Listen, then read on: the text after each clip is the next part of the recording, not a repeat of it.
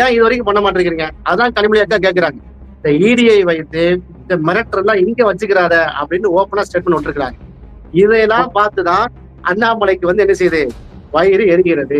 அமலாக்கத்துறை எதற்காக பயன்படுத்தப்படுகிறது அப்படின்னு உங்களுக்கு தெரியும். எதிராக இருக்கக்கூடிய அத்தனை மாநிலங்களுக்கும், பிஜேபி ஆட்சி செய்யாத அத்தனை மாநிலங்களிலும் அங்க இருக்கக்கூடிய அரசாங்கத்தை எதிர்த்து பயன்படுத்தக்கூடிய ஒரு துறையாக அது மாறி இருக்கிறது. இதை சொன்னா வானலாவில் புகழ் உண்மை இருக்குங்க.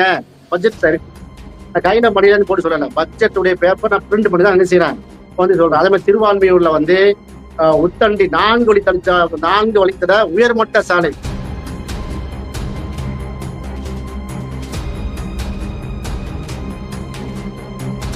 இப்படிப்பட்ட ஒரு டீட்டெயிலான ஒரு பட்ஜெட்டை இவர் எதிர்பார்த்திருக்க மாட்டார்.